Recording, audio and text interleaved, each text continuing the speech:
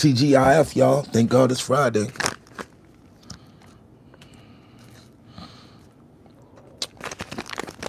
Like, like, like where it say cushion orange juice. What up, y'all? Thank God it's Friday. Oh, shit was damn near 100 2 days ago. Now it's back to like 50, 60 degrees. Somebody gonna get sick.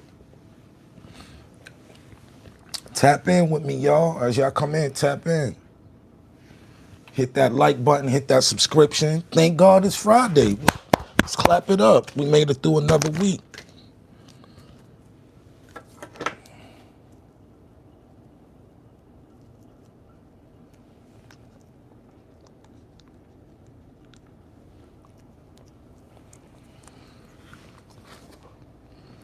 What's up? As y'all come in, hit the like, hit this.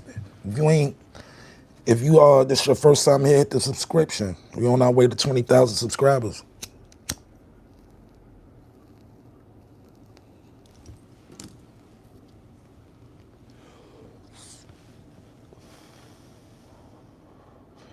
Look, good morning. Salute from Boston. What's going on, Chris? What's going on, baby? Chill it, babe. Starting off the water right.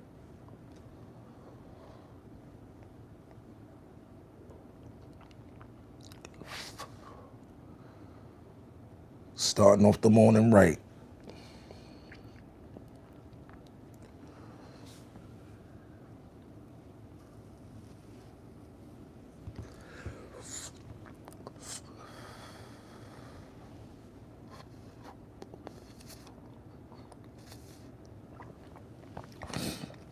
It's been a cool week, man. It's been a cool week. As y'all come in, we gonna do a roll call early in the morning. Let me know where y'all from.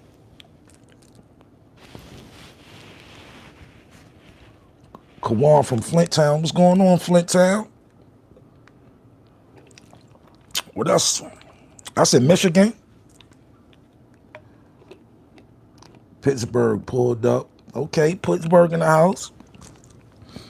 Black and yellow.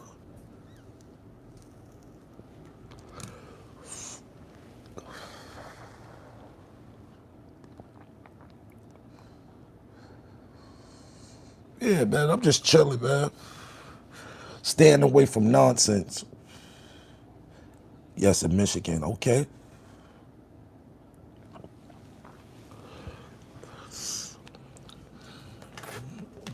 Don't matter how bad people annoy you, man. If it ain't pertaining to you getting some type of money or leveling up, stay the fuck away from bad energy, man. It's no good for you. Don't feed into bad energy. People think they can bait you with bad energy. I don't let people bait me with bad energy. I just stay to myself. Cosmos, brothers, fire. Okay. Start the morning off with some good orange juice. I like orange juice with the Poke. This original blend, no sugar added. But I like good orange juice in the morning. I dig the music, waiting to hear more from you. I appreciate that. More music to come. More music to come.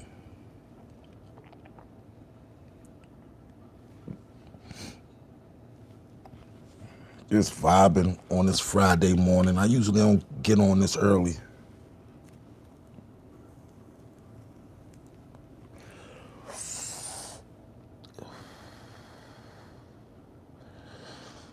That's possible doing the remix to Winning with Bathgate. Bathgate always hit me on the gram and shit. You know, me and Bathgate been cool for 30 years, man. Literally.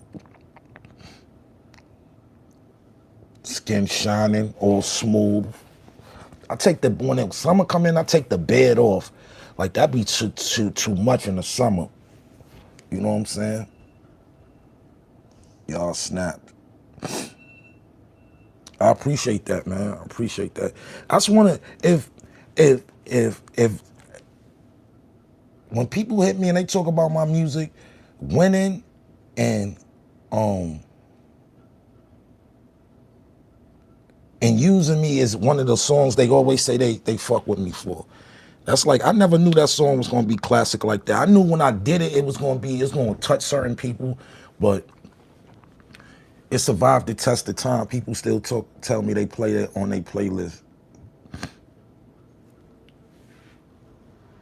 Word. So let me tell you. So let me tell you how. Nah, that track you did with the UK niggas. Oh, the joint I did with SAS. Shout out to Mayhem and Mega. Yeah, that was classic. Quiet as kept. Any music that came from that Dipset era is classic, bro, because you're not going to get it no more. The camaraderie we had, the features, you're not going to see that no more. You ain't going to see that ever again. Everybody just, like, everybody just in different directions right now, and I'm proud of everybody, whether if I speak to you or not. You know what I'm saying? I'm proud to just see niggas ain't poor, niggas ain't dead, niggas ain't fucked up, niggas ain't locked up, niggas ain't this thing. You know what I'm saying?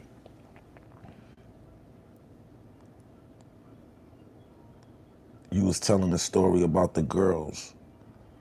Yeah, I was telling the story about the girls definitely using me. Yep. Watch from Detroit. What's going on? But yeah, people will throw you off your square, right? So yesterday, I'm minding my business, right? And I see an ad. Let me promote the shirts real quick. I seen an ad, and it added me, and it was talking like it came from the basement blogger. I can't say his name because these niggas be trying to flag me and get my page taken away from me. But this nigga adds me in a picture, and on his page, and I'm like, yo, bro, we went through that like all winter. I'm not trying to go back and forth. I'm not starting off a summer going back and forth with you because your ratings is down on your channel. You only breaking 9,000, maybe 10,000 views on your videos. I don't understand that ratio when niggas got 200,000 and 200 and something thousand subscribers. I don't understand that, but I just go to show you the numbers be fake. So this nigga adds me, the basement blogger adds me, and in a picture of him when he was a little kid. Let me show y'all what he added me in, y'all.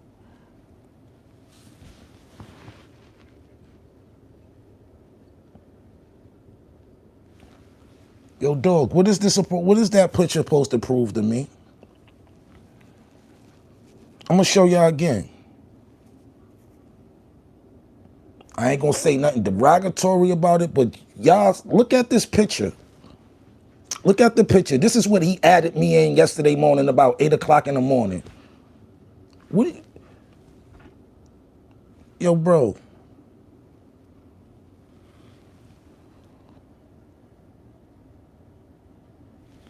Why do niggas be bothering me? Why niggas be bothering me? I don't bother you. I don't say nothing about you, but you want to at me on Instagram. What is this picture supposed to prove? I want to know. Receding headline, buck teeth with a gold cap on it, Adidas, a red and white Adidas suit in a King's jacket. How was that fly? That was supposed to show you've been getting fly since a kid. Wait till I bring my kid pics up here, bro. I can't wait. I can't wait. But that's what he added me. And I'm like, yo, bro, nobody don't give a fuck about what you were wearing when you were a kid. Nigga had a flat top,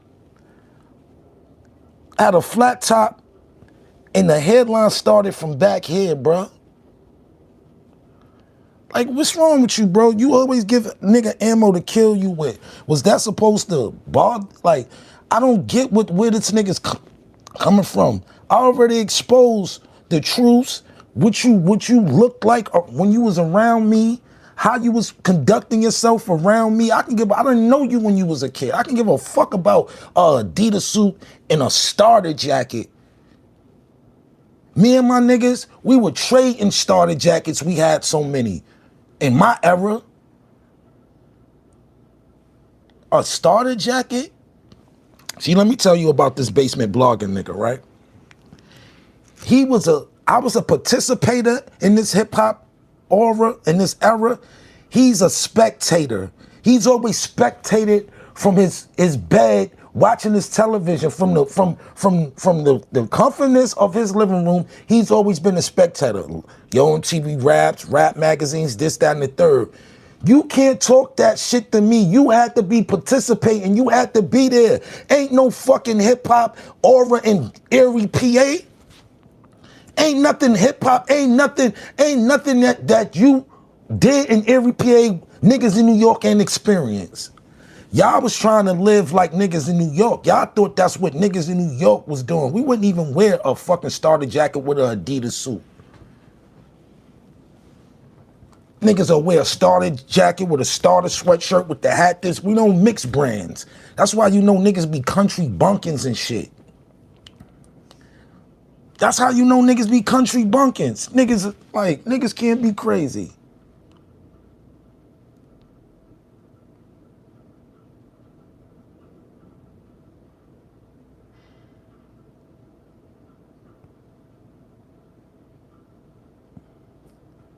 Yeah, by them times niggas was way off for did it. Like, y'all got shit late. If y'all was doing it, if that was 89 and 88 and 89, we stopped doing those in 86, 87, 89. We wasn't, you know what we was doing in 89? All type of cross color, all type of mad different. Nordica was just really popping back then. Nigga wasn't wearing no fucking cheap ass, cold ass starter jackets and no motherfucking Adidas warm-up suits together. Who the fuck wore that? That just go to show you that niggas did not know how to coordinate. This just goes to show you niggas didn't grow up in the era or the mecca of hip hop. Like I said, niggas was spectating from their TV screen. All I had to do was go to Hunt 25th to see Big Daddy Kane or Biz Markie or Cool G Rap or Onyx. I can bump into any rapper, because why? Harlem was the mecca for everybody to come shop, get they weed, restaurants, bitches, this, that, and the third. So why the fuck are you atting me in one of your posts like I missed something? I ain't missed no ever, bro. I gotta go dig in storage and I'm gonna show niggas how I was looking at 19 and 18 and 17 and 16 and the shit we was wearing, and we wasn't doing Turkish links, we was doing Cubans or Figueroas. Niggas wasn't doing that bullshit. This guy still trying to come at me. What are you bothering me for? You at me in a whole picture of you with a childhood because you got on a starter jacket and a jean. What is that proving that you was frosted, you was a little kid? No, it doesn't. What happened when you was a grown ass man? Niggas took you on your first trip to Miami. Before that, you ain't get on a plane since you was 5 years old. This man tells his own stories. I don't understand, bro. Make this shit make sense, bro. Make this shit make sense.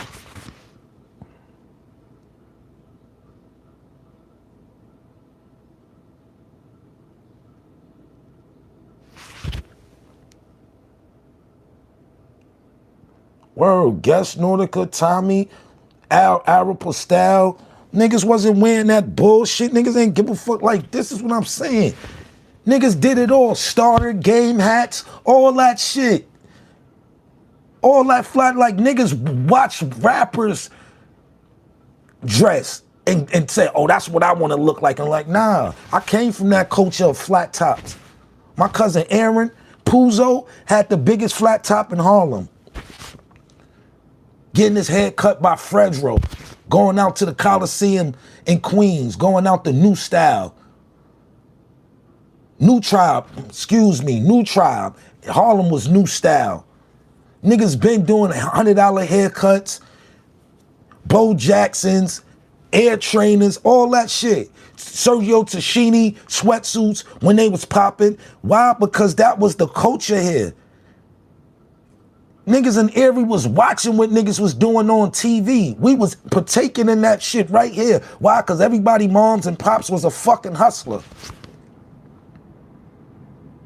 And for the ones that wasn't fortunate to get the fly shit, if you was a real friend to a nigga that was getting that type of shit from his mother, you had it too. Why? Because niggas was sharing. I come from the era where your friend moms seen you was fucked up and you had hand-me-downs and shit like that. They was giving them to you. They wasn't going to have you around their kids fucked up. That's the era I come from. That shit ain't no fucking trophy. There ain't nothing to highlight or try to at me and disrespect me on Instagram about a fucking starter jacket and an Adidas suit. You know what I was wearing in 88, 89? Tommy, AJ Lester, yo, bro, it's so much custom Dapper Dan shit. It's so much shit niggas was partaking in. Me, I was a nigga, all I used to love was Michael Jackson t-shirts from Lazarus and shit like that. Going to Buster Brown, getting Jordans and kangaroos and every sneaker that came on, Freezy Freaky gloves. I did all that shit when I was a little kid. I ain't missed no era.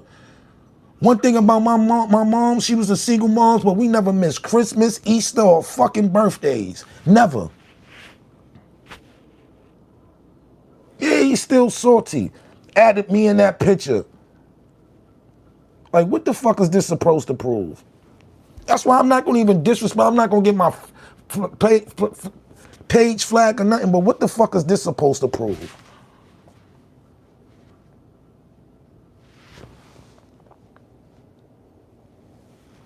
All it shows you that you've been ugly since you was a kid. It just shows you're growing and you grew into your looks now. That's what it's all is showing. You're growing to your looks. You know what I'm saying? This guy, he comes on the internet to harass me. Go on about your business. That shit was 3-4 months ago. You still trying to go back and forth. You still trying to pick a fight. You still trying to get some traction. Go drop your podcast. Go do your merch. Go do that. Get off my dick. And then YouTube, this is the fucked up policy about YouTube. They'll let another person disrespect another man, but if I say something back to a motherfucker to defend myself, y'all gonna flag me? Nah, do the research of how this shit started. Niggas come on the internet picking with me.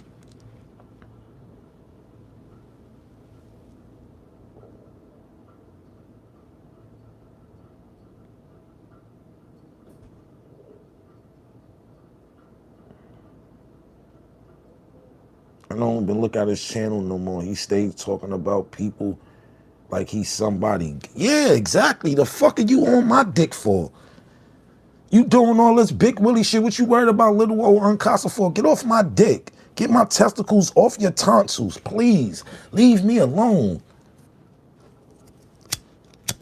Mr. Lindsay.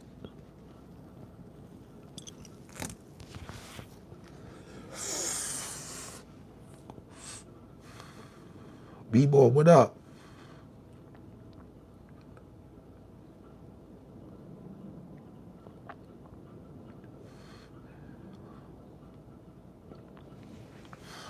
Nah, I don't bother. I don't say nothing about homeboy.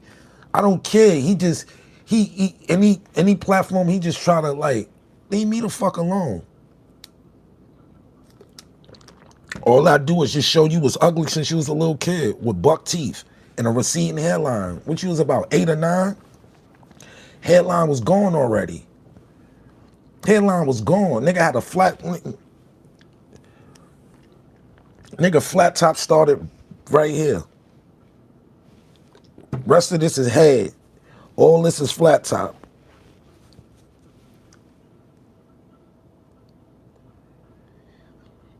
Yeah, he can't get over it. You said shit about me. I said shit about you. I'm past that. But you can't. I know his feelings is hurt. He can't get over that. He can't get over that. He can't get over. He can't get over. Just take the loss, man. Take the L. Anything you ever say, I pulled out receipts. Anything, this is what these niggas can't beat me on. Receipts. I got receipts for every fucking thing. And this is my fault for for bringing niggas into my world. Niggas that didn't deserve to be in my fucking space. This is the shit you gotta deal with. Disloyal, backbiting motherfuckers that always envied you.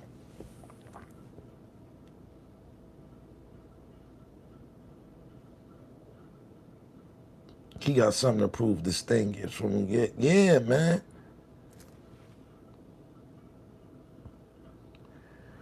That nigga so mad he not a New Yorker. That nigga want to be New York. All you hip hop magazines and shows raised him. Yo MTV Raps, shit like that. You wasn't even getting in tune with the real shit like Video Music Box, because that shit ain't go that far. Hot Tracks. D Barnes on pumping up on Saturday nights at 1 p.m. I was really indulging in this fucking hip hop culture since 9. Mr. Magic, all that type of shit. Not a spectator. Hip hop grew up right in my house. I grew up around niggas like Hector Camacho. Hector Camacho used to come to all my father and my uncle's parties. Shaka Khan. Phyllis Hyman, all these motherfuckers, all these people used to be in my grandmother's crib. 3333, shout out to 135th and Broadway, 33. Ask niggas about Suge before he let the addiction take over him. Ask about the Dawkins family. What type of parties and shit. Like, I've been indoctrinated in this culture since I came out the womb. Nigga, you can't show me a Adidas sweatsuit and a starter jacket when you was 6 years old, 7 years old, proving anything to me, nigga. When I met you, you ain't have shit.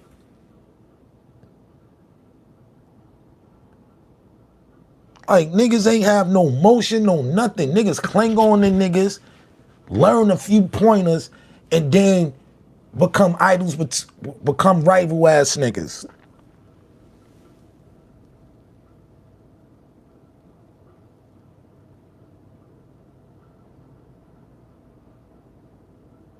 Yeah, you gassed him. He got around the homies and got gassed up. Yeah, niggas took you in, nigga. You was like a stranded stray dog. You was looking for niggas to embrace you. Cause niggas in your town don't embrace you. Ain't a one nigga you can call from every PA that say they embrace this nigga.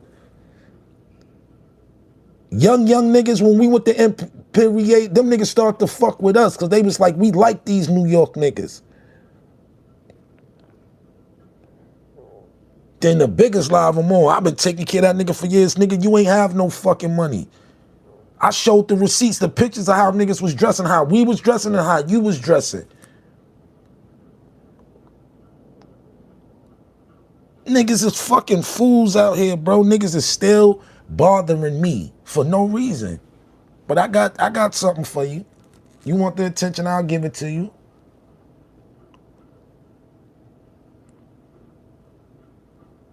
Yeah. The shit we was indulging in, y'all niggas wasn't indulging in. Y'all had to read Word Up and Black Beat and write on magazines to find out what was going on in hip hop culture. Me and my niggas grew up right in that shit. My cousin Grand Shaka, God bless his soul, nigga had the biggest speakers. Every nigga still, my cousin still got all his Crater records to this day. After he passed away, my nigga Puzo still got all those 30, 37, 39 crates of records, some crazy shit like that. Classics. Niggas don't know about fucking white labels, rhyming off of instrumentals on Maxell tapes. Niggas wasn't there. Niggas watch this hip hop thing we call hip hop from afar. It's a different from spectating and participating. You wasn't that. You wasn't breakdancing. You wasn't writing graph. You wasn't doing nothing. Niggas had to wait till they obtain some type of success to live out the life they always want to live. I've lived the life I wanted to live my whole life. Even when the fuck I was super, super, super poor. Nigga did this shit out here, bro. Ain't no cheeks on no nigga armor out here. Nigga really survived the test of time out here. But it be niggas like the basement blogger that be wanting to try to get my page taken away from niggas. Niggas try to, when they can't beat you at their own game, they start trying to attack your money.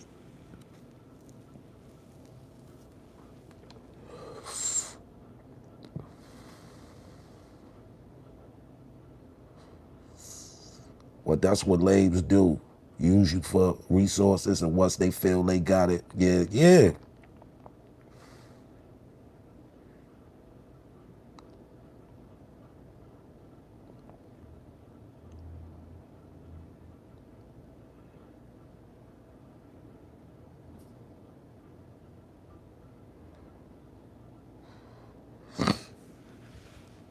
Nah, I'm not giving them rotation. I give, like, one thing, Law, I'm not gonna let no nigga bully me, cyber bully me in real life. I've never been that type of nigga. I've never been a pushover.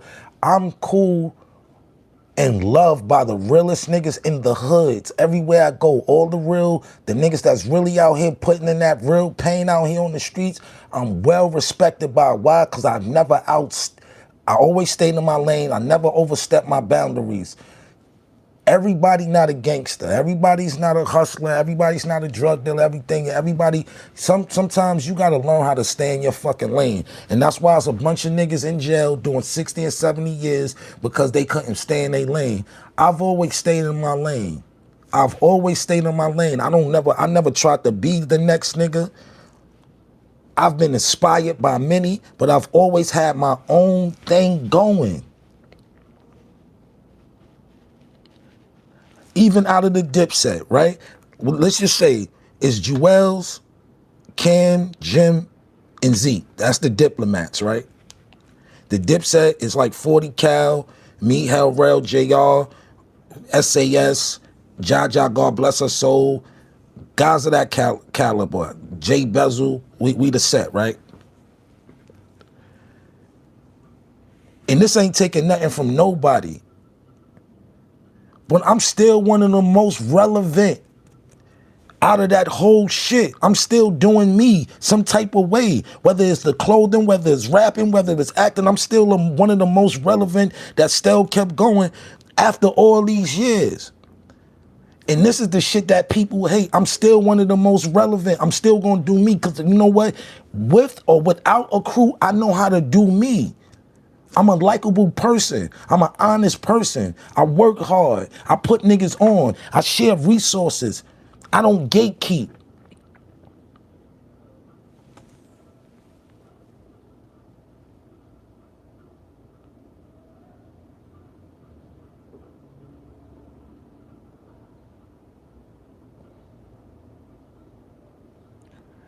Yeah, nigga be messing with me. Yeah, nigga be bothering me for no reason.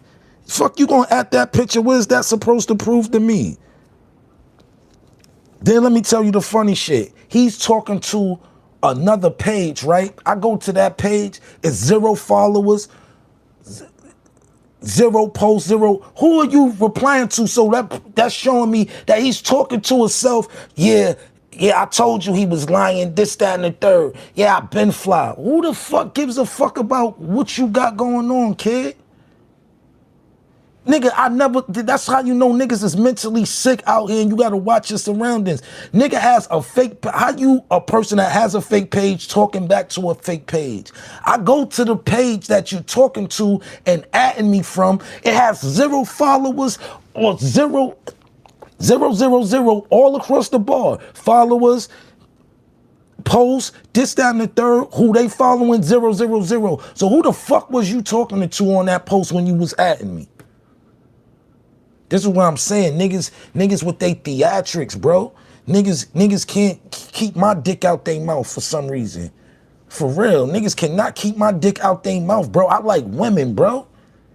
I like women. I like females. I do not need a grown man with my set of nuts in their mouth every chance they get, bro.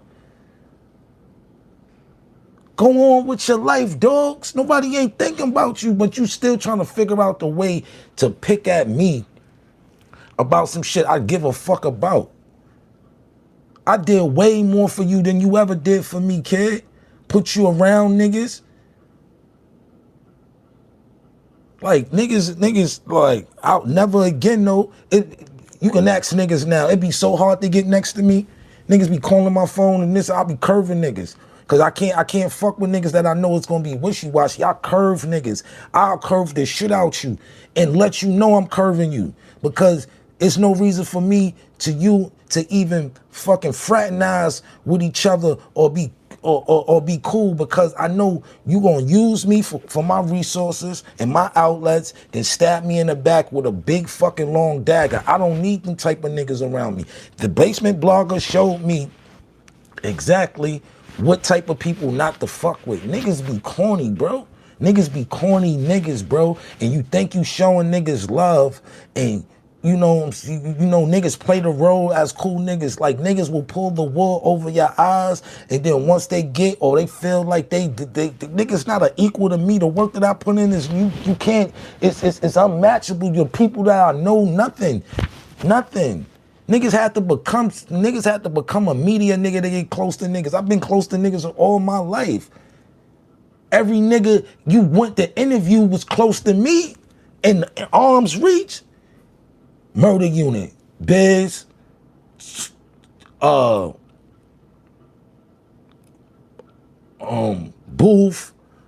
6F, know all them niggas since I was a jit. Little nigga. I was a little nigga going up on Gerard with my nigga Kevin.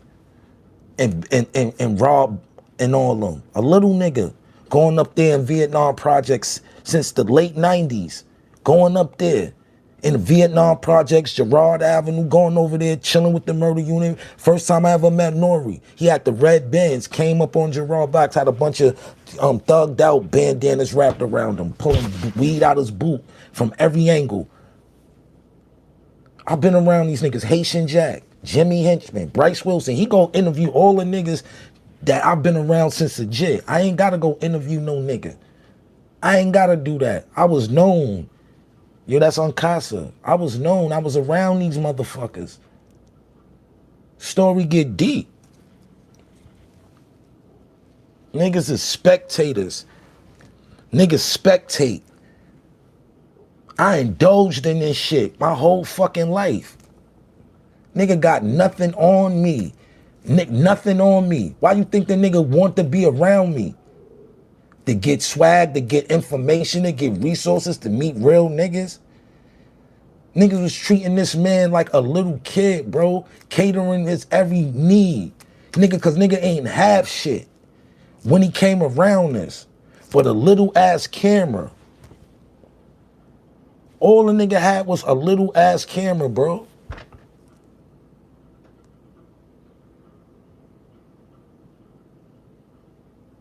Niggas is corny, bro. Showed this nigga what Memorial Day weekend was like in Miami. When niggas really went to Miami. Niggas was walking around with bags of money, bro. Netted bank bags for Bank of America, netted bank bags of money. Walking around the strip. Big rosés after we got tired of drinking all that Wet Willie shit. Big rosés, Magnums.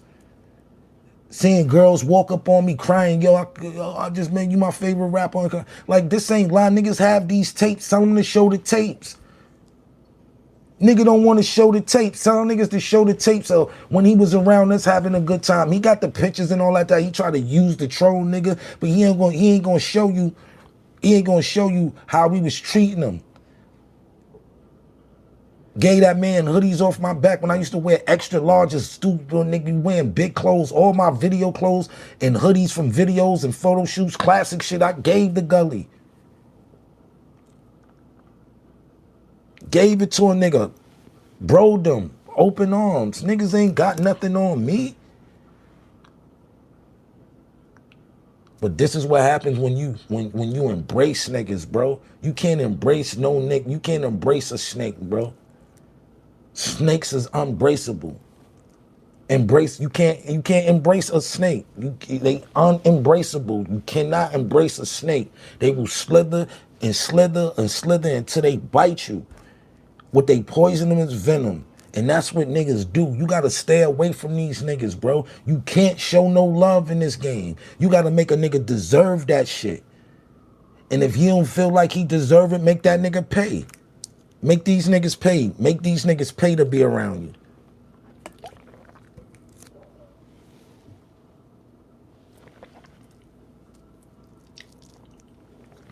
Word.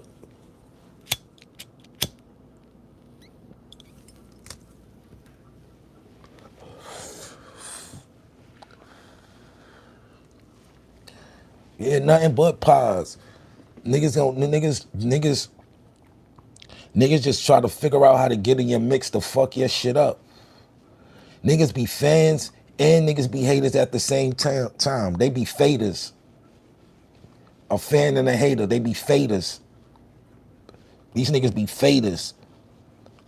A fan and a hater, niggas will love you and hate you at the same time, bro. Nigga never did nothing to that man. Nigga jumped out the window. How this all started, nigga jumped out the window and dissed me about a video that I replied to Capo about. Like niggas be like nigga want to drag him. Then that shit will probably up to, that video I did probably up to almost 62,000 views. Niggas ain't, when the last time a nigga, you seen a nigga even drop a video that did 60,000 views on that page of his? When the last time you seen him clear a 60,000 clip? Nigga try to get in my mixed in. Niggas always try to ride the wave. Leave me alone. I'm not bothering you. Live your life, and I'ma live my life. You said what you said, I'ma say what I said. But the only thing between me and you, I got receipts for everything. And the next day, I'ma call up a couple of niggas that I was around. Shout out to Young T, cause he just hit me the other day. I'm call Young T, cause Young Teak is one of the main reasons we went on that Miami trip, because he never had been to Miami at the time, Memorial Day weekend. And we went down there and shot a bunch of videos and all that. And I was like, yo, bro, if you want to get your feet wet, I dedicated 2.5 years to my young boys in Middletown. I said, yo, if y'all want to get your feet wet, I'm going to show y'all how to do it without going through the bumpy roads that I went into.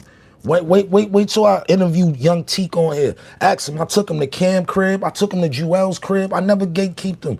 Niggas, he was in love with Jewel's as a rapper. That nigga, that's his favorite rapper was Jewel Santana. One day I said, yo, come with me, take me to Jersey. He didn't even know where the fuck I was taking him. He pulled up and he seen all these Bentleys and family. He said, well, I'm like, we at Jewel's house. That nigga was so nervous. That nigga was like, yo, you serious? I'm like, yeah, nigga.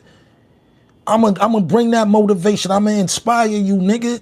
If this is gonna take you to be a star, to get inspired some type of way, I brung nigga to the Jewel's house, Cam house. It's after I give you the ball and point you in the direction to run, it's up to you. And I think that it was just like niggas always try to paint this picture about me, but I've always been a nigga that played fair and always try to put a nigga in a position to win, even if it's not with me. I did shit niggas won't do. Niggas won't take a nigga to Cam or Jewel's or none of that type of shit. I took niggas to their front door. Yo, rap for them. Rap your heart out. For Jewel's and Cam. At 2 different instances. We gonna ask them. I got receipts.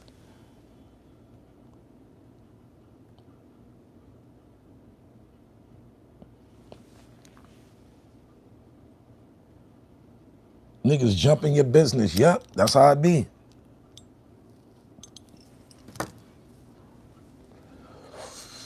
But I always been a good nigga. Been a good nigga. When I was around my old young boys, free Sire, free bigger smells.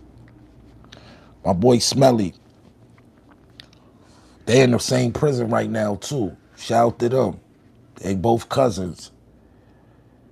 He building houses now and shit. He don't even rap no more. My man living in a fucking mansion somewhere out in Texas. Oh, he just sent me the invite. Yo, bro, I got a room for you. Come out here. Just come chill with your baby bro. Let me show you how I'm living. Let me see. I ain't seen my boy in almost 10 years. You get what I'm saying? Like, they appreciate a nigga for what a nigga try to do for them, bro. It might ain't succeed and went to where they want to go, but I gave niggas all my resources. And niggas met everybody through me. I wasn't no gatekeeper, B. Wasn't no gatekeeper. You can ask niggas. We used to use this app on the internet called Shirt Spread. Let me know in the comments if y'all ever heard of Shirt Spread. It's where you can go make your own sweatshirts and hoodies and all that. I used to be on Spreadshirt for hours making demo hoodies, sending them out to people.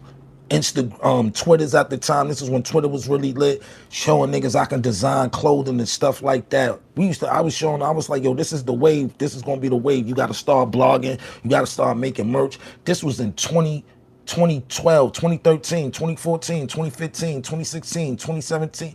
I was showing niggas how to do this merch shit. From then, before niggas start having big websites and merch, and before all these clothing brands came out, I was showing niggas, yo, if you can get a motherfucker to wear your name on them or wear something that represents you on them, you in. I was showing niggas that shit before it was even popular, before niggas was super independent.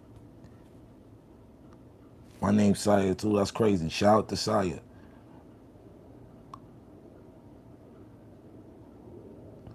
Yeah, bro. You gotta be genuine, bro. You gotta be genuine. And all I always shared my resources. I ain't try to gatekeep and try to keep niggas. Like, cause if Cam or Jewels could have did something for my young niggas, I would have let them niggas go do what they was gonna go do. I ain't even have no paperwork on niggas. And niggas don't owe me nothing.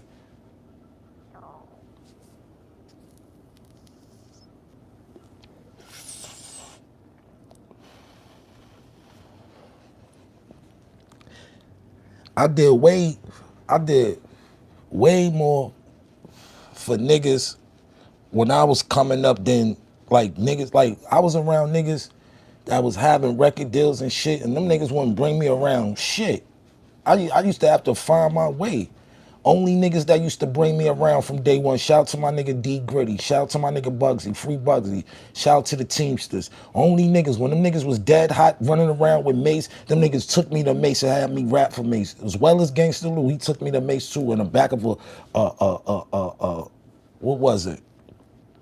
Probably a Tahoe or some shit like that. I remember we was in front of Popeyes, and we hopped in. Rest in peace, HUD. HUD was there all that. I ran for Mace for like 20 minutes. Like, like, yo, bro, those the only niggas that brought me around some shit. Other than that, niggas wasn't trying to bring me around nothing.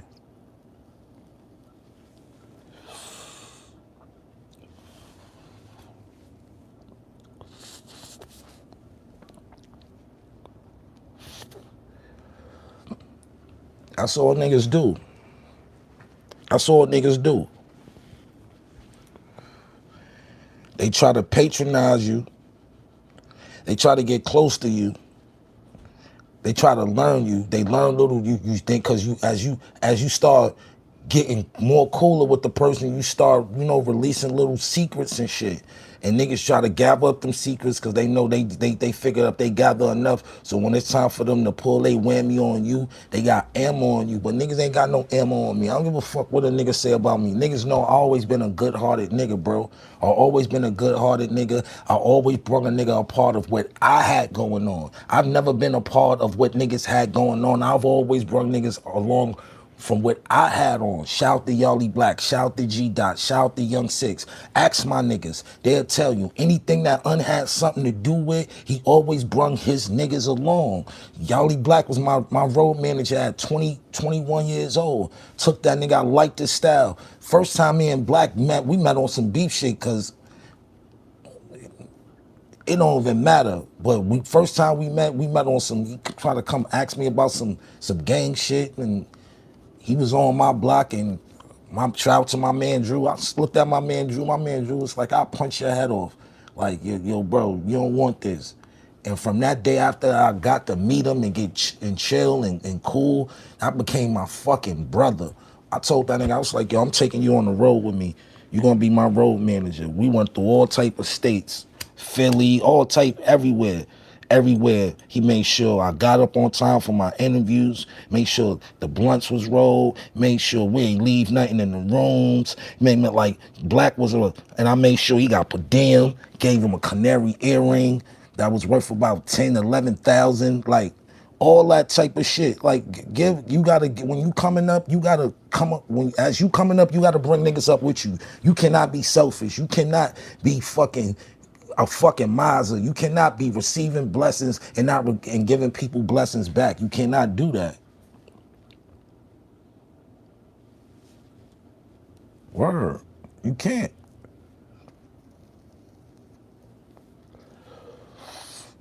And I ain't here to bash the man, because I ain't got nothing to say about it. I'm past that.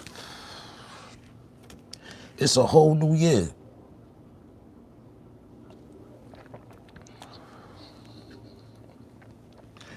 That shit is ignorant. Going back and forth about dumb shit that don't mean nothing, bro. Like, only thing I'm starting to care about is my finances on a serious level, and buying land and creating revenues and incomes for other people too. Like I said, man, if you can't go through life by yourself. You need a team. You need a community. You need people in your life that's gonna love you and support you no matter what. Either you right or you wrong. And you cannot have motherfuckers around you that's keep, patting you on your back when you doing wrong shit. You always need a nigga in your crew that's like, nah, you dead wrong. I don't give a fuck if he the boss. How we gonna succeed? If the boss fell, we fell. That's why Dame said back in the days on that backstage documentary, he was like, it shouldn't only be one boss to a team, because if he fall, the whole team fall. It should always be a collective of bosses. Everybody is on a different level and control shit. If the main captain, so the ship don't sink. Even the captain of the ship got an assistant sailor. Like, we gotta understand that I'm not here to tear no black nigga down. I'm not here to tear Gully down. I'm not here to tear no nigga down. If we can't get along, you live your life, I live mine. I have no problem with you, dogs. Keep that shit moving. Stop atting me in pictures. Leave me alone. Live your life, bro. You said what you said. I said what I said. We grown men. We both got platforms. I'm trying to educate my viewers. I don't care if I only get 2,000 views, 3,000 views for the 3,000 people that sit here collectively and watch my content. I appreciate that. We on our way to 20,000 subscribers. If you don't not subscribed and you viewing right now, hit the subscription. Don't cost you nothing. I don't be asking for cash apps. I don't be asking for super chats or nothing. If you bless me, that's all with the blessing that comes with the day. But I just come here to inform niggas and always give you an assessment on negative shit, because this is positive internet energy. I'm gonna always give you a positive outlook, a positive perspective on negative shit, because a lot of negative shit go on and people don't know how to speak about things that's negative in a positive way, right? So that's why I break the barrier at. Somebody hit me and said, yo, you doing the same content that I was like, yo, I'm doing content on what's current and I'm giving my take on it. Yeah, do y'all go to other platforms that they talking about the same shit?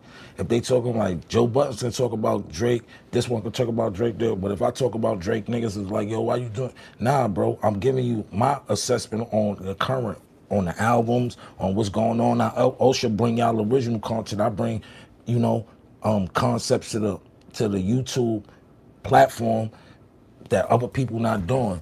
I'm working on this interview with Mo Money. If y'all don't know who Mo Money is, he a rap legend from the Die Hard Records days. Trying to get a crazy interview with him to see how that classic record with him and Mace, After All, was created. I try to bring different, I try to do things that other people not doing and still bring good content, because at the end of the day, people getting tired of just the same old thing. Just like with the web series, everybody start doing web series, not saying that niggas effort wasn't dope, but it was just like a lot of the web series fade out because they couldn't stand the test of time through the work ethic, through the quality and stuff like that. And that's what's happening with the podcast game. Niggas is watering down, niggas is, you know what I'm saying, niggas is trying to dumb it down and go to these big companies. Stay raw for a minute, you know what I'm saying? Because once you go to these big companies, your content is not going to reach the people that it would usually reach. Why? Because the content is being controlled by a corporation, and niggas be leaving they core fans. Oh, shout out to the people that sent this SV sent the SV7 Filthy sent the super chat. Shout out to that.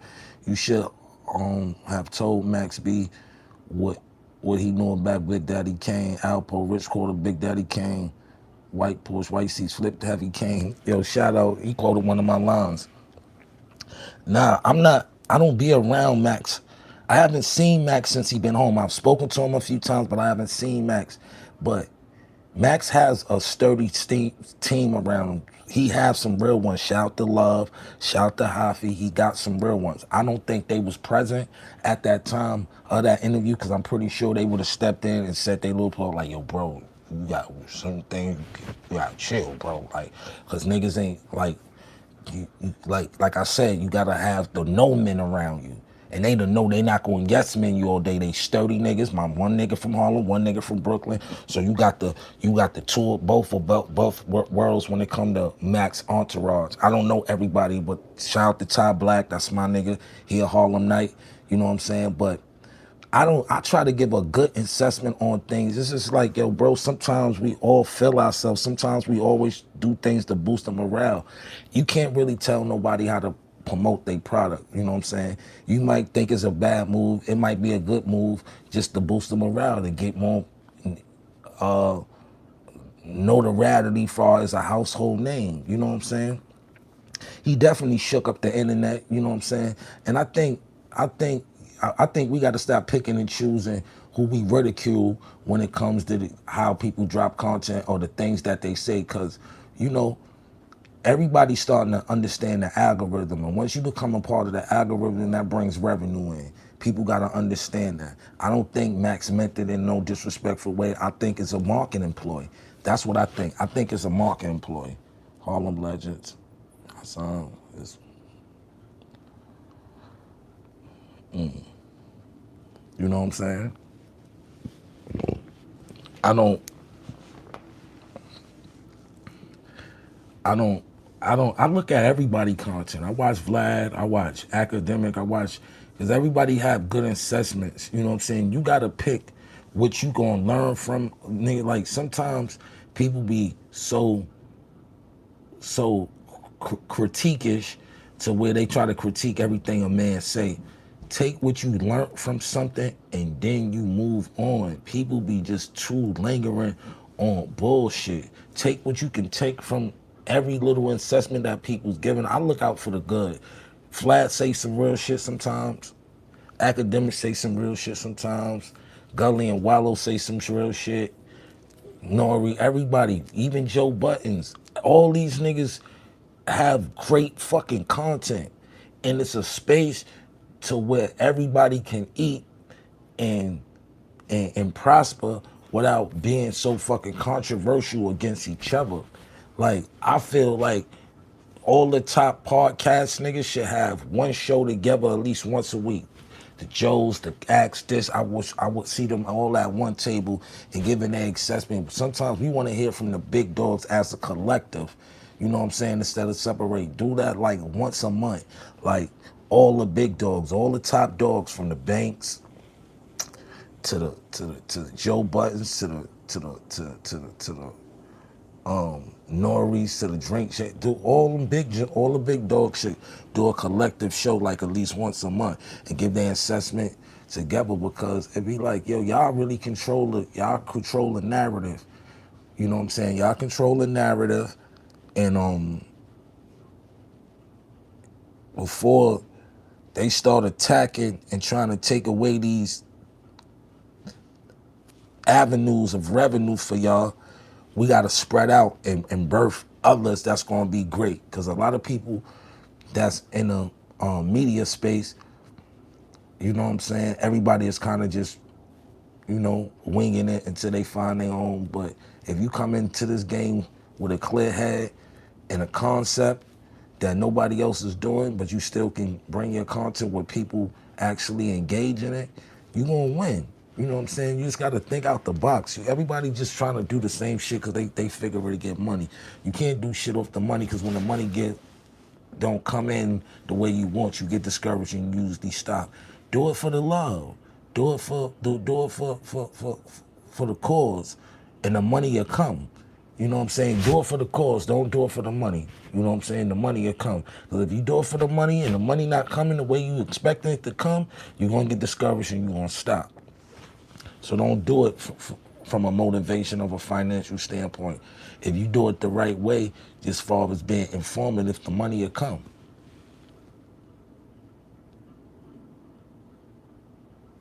You know what I'm saying? You can't thrive off the money, because I see a lot of niggas, they stop doing they content because, you know what I'm saying, some months you might make $300. Some months you gotta be grateful. You gotta take the crumbs and create a cake. You know what I'm saying?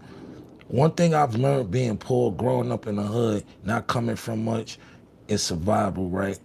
And a person that was given everything, when it comes to having survival and having those necessities at arm's reach, when those necessities leave, those type of people crumble. Why? Because they ain't never starved. They don't know what it is to not have lights or not have a meal that day for a few days or something.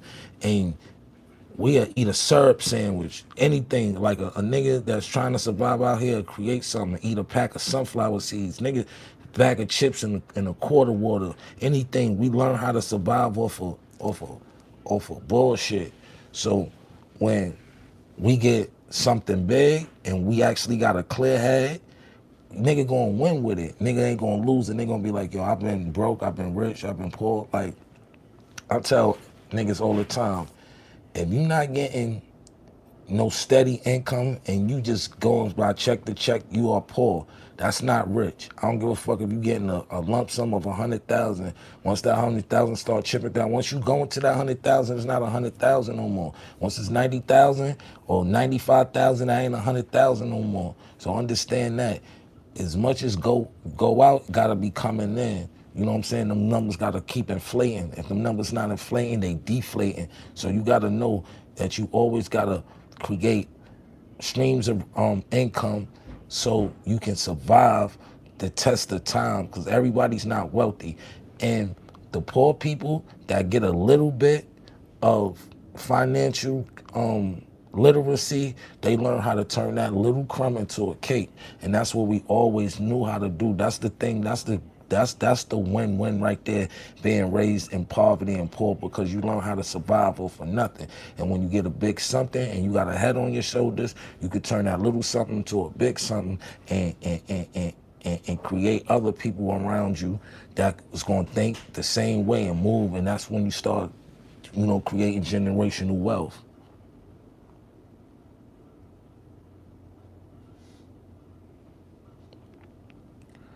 Why is he so obsessed? I don't know why he's so obsessed with me, but it's okay, because I'm not here to downplay nobody. I just be wondering why, what the fuck would be up?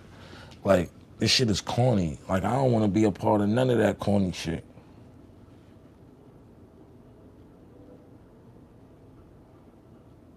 Wise words of a hustler. Salute. Yeah, you got to treat every hustle like a 9 to 5 in this economy. That's a fact, Leo. Word, that's a whole fact. I definitely agree with you on that.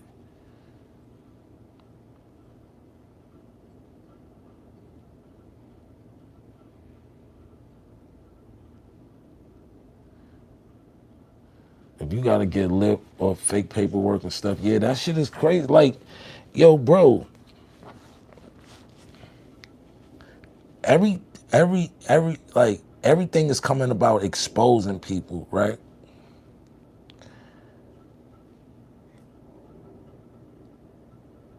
You gonna get you're gonna run out of people to expose, because everybody ain't got bones in their closet, right?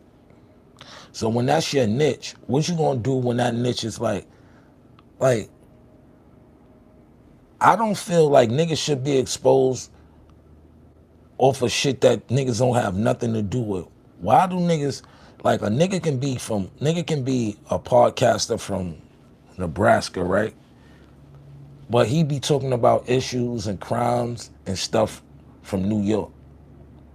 And want to expose a nigga from New York, knowing that you never gonna see this nigga or nobody that he's affiliated with that crime. So why indulge in even doing some shit? What gives you the drive to go on public record, look for his paperwork to expose him in his region of where he live at, or he do things, and you don't have nothing to do with it? You never come to my platform and hear me talking about who's ratting, who's snitching. I don't give a fuck if it don't got nothing to do with me. And even if it do go with me, long as I know I'm never going to expose it, because you already exposed your hand. You get what I'm saying? I don't get the fetish with the exposed and snitch thing. You know what I'm saying? I don't get it. Like that fetish, like everybody is just like, yo, he ratted, he told. Do you have anything to do with any of them crimes? That anybody that you love or affiliated with had anything to do with them crimes, of the information that he gave out to the police? If not, mind your fucking business. This shit is crazy.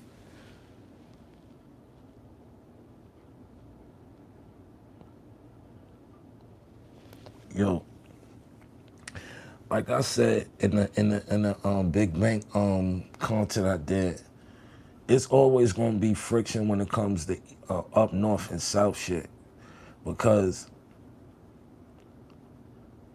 up north niggas, New York niggas, always went somewhere else and prospered, right? This is the thing, right? This is what people always hated about New Yorker, right? And I don't know why it's like this, but it's like this. A nigga can go, shout out to DC, shout out to Baltimore, shout out to Virginia, shout out to Cali, shout out to all these places, right? But a smart, hustling New York nigga know how to get money anywhere they go, right? And prosper. A nigga can move to DC, nigga move to Baltimore, nigga move to Atlanta, nigga move anywhere in this fucking world. A New York nigga that's a hustler with the right head on his shoulders know how to get money anywhere he know how to go, right? But vice versa, those people can't come to New York and get right. I've never heard of a nigga coming to New York, besides if they was copping work or something. I've never heard a nigga from a different region come move here and get right.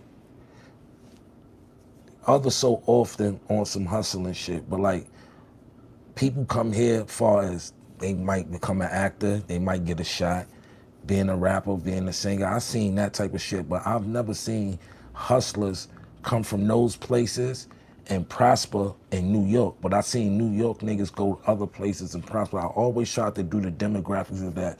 Why it's niggas won't come to New York or don't come to New York and they prosper, but a New York nigga can go anywhere in the world where he set his feet at and get resources, protection, love, embracement from other places that they not from, but people come here and don't get embraced the same. I always wondered about that.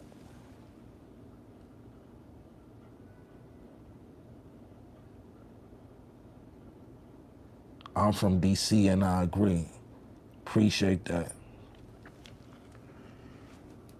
Like, he said, what about Frank Lucas? Now, like I said, don't get me wrong. I said it's very few. It's very few. You know what I'm saying? It's very few that do it. But you got to think, at those times, people from the South was migrating to New York to become great. You got to understand, there's a lot of people that migrated from the South because they had family here, they had family up north in New York, and it was like, it was small towns and shit that people, Alabama, all these Mississippi people was migrating to the fast city. And being poor in the fast city it's not like being poor on a red clay road. It's totally different.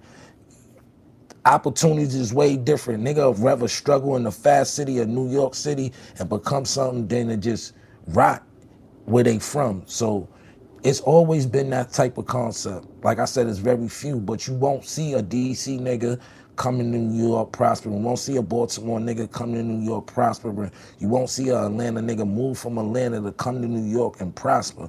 They always get popping where they at, but they not, like I said, a New York nigga can go anywhere in this world. If he got resources, protection, friends, family, he can go somewhere and get some fucking money. But other states ain't like that when it comes to New York.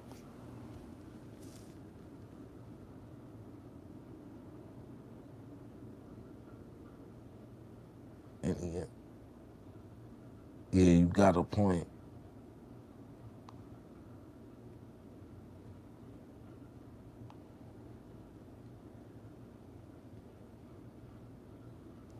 So that's the shit niggas gotta know.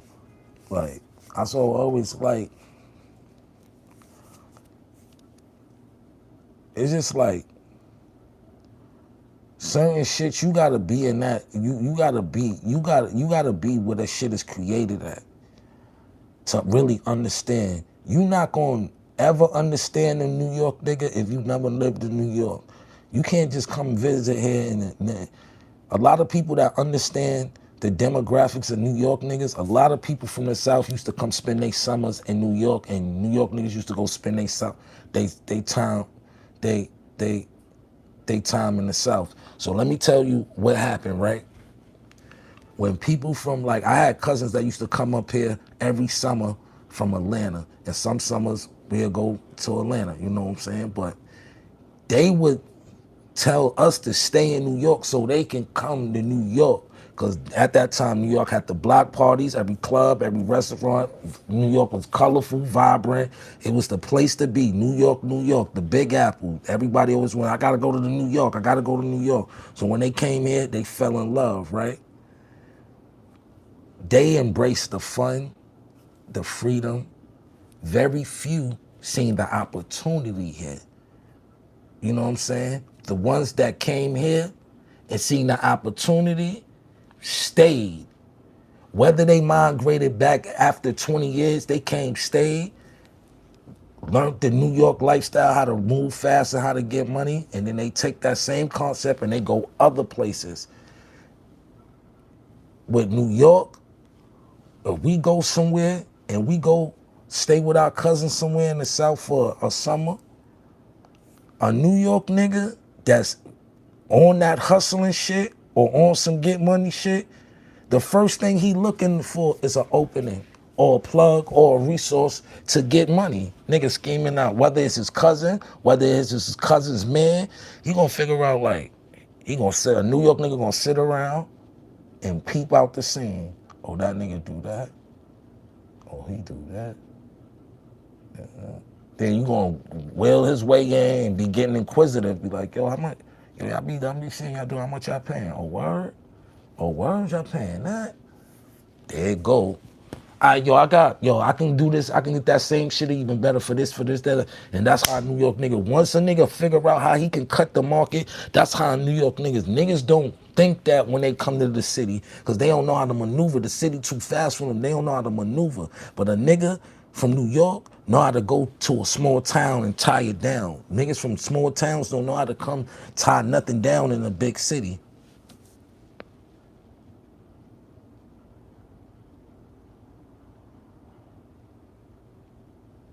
The New York state of mind, he got a point, I can't lie. I come here and speak facts and truth. I'm 46 years old, never been to prison. I ain't get this far, and at this age, I'm not going to prison being fucking dumb. I watch the best, I move with the best, and it's about winning. The niggas always told me, never get caught. I don't give a fuck. The game is not get caught. So when I was playing in the game, my game wasn't not to get caught. Couple of fumbles, couple of scrapes and bruises. Never got caught doing no dumb shit. Why? Because when you doing dumb shit, you gotta be smart doing dumb shit. That's what I was told. If you gonna do dumb shit, my uncle always told me, if you gonna do dumb shit, be smart about it. That's how you don't get caught. So, but I'm telling you, it gets to a point to where that's the demographics between a New York nigga and a nigga from other places. How many niggas you know from New York that you know went to DC, Baltimore, Virginia, Atlanta, Ohio, was anywhere New York nigga go, he find them was a way how to put that New York state of mind into play. And then if he's an influential nigga, anywhere he go, he gonna turn wherever he went into some New York shit. Niggas gonna start learning how to get fresh. If they don't know how to get fresh, they gonna learn slang. A nigga gonna teach you how to, a nigga that's a player and get some money, he gonna teach you how to talk to a bitch. He gonna show you the right colognes to smell, what type of jewelry to wear, and then that shit gonna migrate out. And that's how it always been. That's how it always been. New York has been a mecca of fashion and trend setting from the beginning. So it's always travel. And then you got places like DC and Baltimore that we inherit they shit by being down there. We ain't know nothing about New Balance and all that shit until niggas went to Baltimore and DC and brung that shit back up here. Chuckers, all type of certain things. Niggas was out in them towns seeing what the locals was wearing. Oh, I can put my spin on it. Oh, okay, I can put my twist on it. I ain't gonna tie my Timbs. I'm gonna leave my strings dangling. Oh, I'm gonna wear the nautical sweatsuit with them with them New Balance. That's how shit got from other places. So niggas only a real New York nigga gonna give culture and salutes to where it come from. I'm a New York nigga. I know where shit come from. So when it comes to little different fashion that niggas be like, yo, that's some New York shit. No, it's some New York shit because we went to where we was hustling, seeing the locals doing that shit, and we brought it back with our own twist. That's all it's ever been.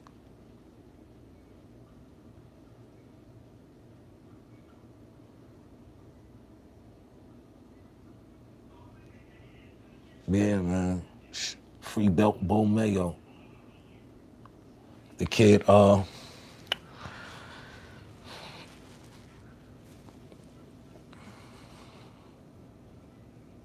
what's some call him just came home too. TV. You know the vibes. Shout out to TV. And there's a Harlem style lacing ears. Yeah. Yeah, like I told you, we gonna put our twist on anything. Like I used to like, when I lived in LA, and I was around gangbangers and shit, and I'm not gonna say gangbangers to try to label them like, I was around niggas that was active, right? And I used to see like,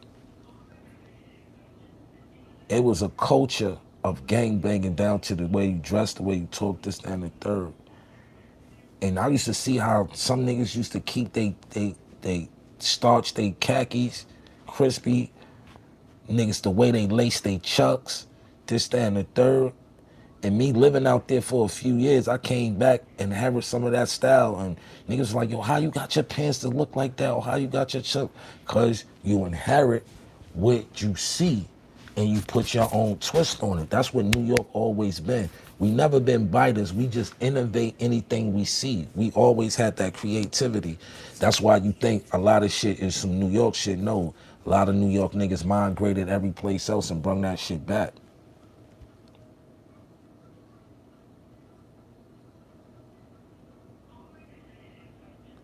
What part of LA you stay? Martin and Rosalina, right there in the jungles, right up the block from Baldwin Hill Mall. Right there. Martin, St. Rosalina, I believe it was. Right there in them complexes. Yeah, I used to walk to I can walk to the Baldwin Hill Mall, right up the block. Up the hill is the Dons. That's where every street is called Don something, Don this, Don that. Like I lived in LA for like 2.5 years off and on. And I tell you, a nigga, like, this is what I learned about Cali. A nigga that you might think is so-called corny, you might see a nigga in a straight Slauson swap meet fit, like some bogus shit. Like he'd have on like outfit be like bogus, like cheap jeans, button down shirt, this, that, and the third. No disrespect, cause this niggas from Cali ain't know how to get fly. But I'm talking about the ones that just shop meat swappers, them type of niggas, right? Outfit no more than $75, including shoes. You get what I'm saying? Shit like that, right? And you'll be looking at this nigga. But this nigga, I had the baddest bitch, bro. Yo, this nigga that you think is a square will have the baddest bitch. I swear you're a wife of the baddest bitch. Every female that I met out there, and not saying the niggas ain't got a bankroll or got a big house or a big car, but the niggas, I'm talking about far style, I've seen a lot of squarish ass niggas with the baddest bitches. And I'll be like, yo, bro, it like it gotta be his charisma, because it like what we thrive off in New York is being fresh, smell good, staying groomed, this, that, and the third. And not saying they don't, but just when it come to attire and how we and our perception of how you should dress to impress a bitch, they don't care about that. They will dead ass have on some bullshit and had the baddest bitch.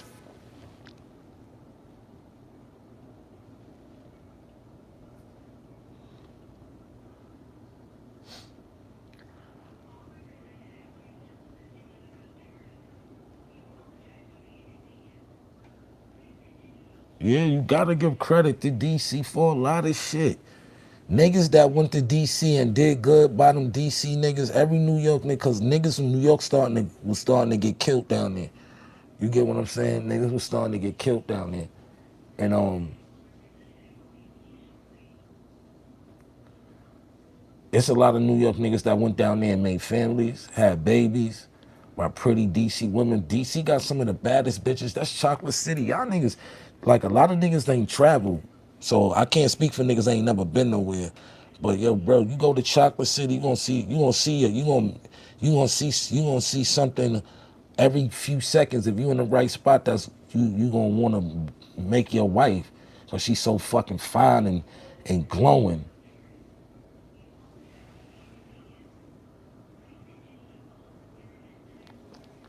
Telling you, some bad bitches in excuse me, bad women in DC. But yeah, man, I ain't with the negative shit. So if you trying to rile me up on some negative shit, go that way with that. I ain't doing that. Like, I got merch though. Got them Harlem shirts. That pretty Claire Huxtable. Harlem World. And for Memorial Day weekend, I'm dropping 3 new colors, all cocaine white, royal Nipsey blue, and cherry red.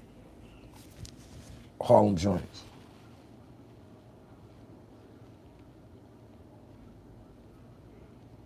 You said, who's too masculine? What, the women in DC? You tripping. Man, them bitches are so bad. Oh my God. I went to a restaurant. Them bitches was so bad, man.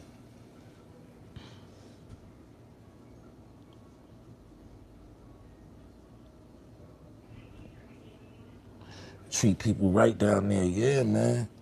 Like, everybody ain't a scumbag. If you're a New York nigga and you got some niggas from DC that love you, some thorough, solid niggas from DC that love you, my nigga, niggas ain't gonna play no games with you in DC. You gonna have a ball. Niggas gonna love you. You got niggas that love you like they mama's kids in DC. Cause one thing about a DC nigga, if they fuck with you, if you a New York nigga and DC niggas fuck with you, cause we was always taught that DC niggas don't fuck with New York niggas. No. In certain instances they don't. But it's because of certain niggas that went down there, did bad, and it gave a bad a reflection of a New York nigga. But for the New York niggas that did go down there, that did get love and all that shit, you know what I'm saying? It was different. Yeah, Philly too. Yeah, they got, yo, bro, Philly, y'all used to be out there in Philly, like, Philly got so, like, so crazy on the violence that it takes away from what Philly was always brought up off of, like, Philly is one of the most cultural cities I ever been to besides New York. Like, they got their own culture in Philly, especially a Muslim culture.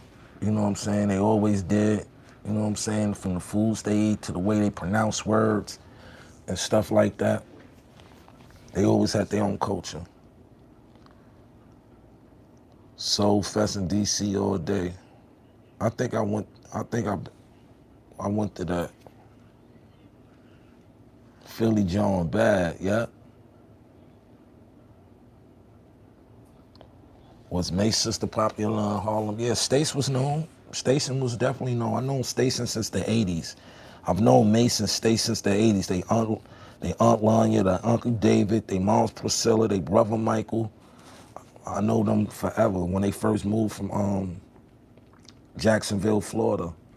This was in the 80s. I lived in the same building, 230 West 135th, apartment 4, and on 135th, and they lived in like apartment 2. I'm gonna try to go to the Roots picnic. Do you know Harlem Legend TV? Yeah, I know E Oil, that's my dude. Philly was doing polos and white Adidas first in early 2000. Y'all sure was. You go get you a white pair of Adidas and a golf shirt, and you got a good shape up, good waves, a nice groomed beard in Philly. You fresh.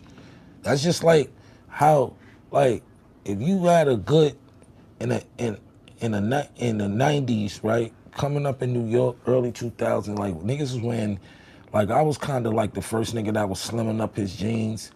You know what I'm saying? Not on the super tight, but I was wearing fitted clothes in the 90s, right? Because it just looked better. You know what I'm saying? Even with white sneakers. But niggas that really know how to dress, and I'm talking about always dress, they always, buy clothes to fit them. You know what I'm saying? It just looks better. You know what I'm saying? I used to look at old pictures and be like you'll never see no old ass pictures unless you see some old Diplomat DVDs and when niggas got on 2XT, that shit just looked ridiculous. But when niggas started just getting fly and all that type of shit and wearing fitted shit, I went to Philly and niggas was, I remember I went to like a block party in Philly. And everybody had their golf shirt buttoned up, both buttons, all type of dope golf shirts. And I looked down and I was like, oh, this must be Philly's, or like how Harlem is to the Air One, this must be what Shell Toes or Stan Smith is to Philly.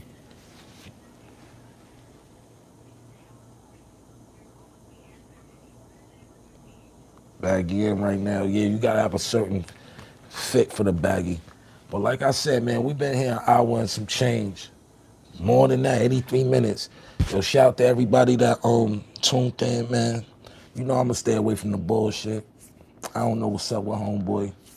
Nigga tripping, he needs some attention.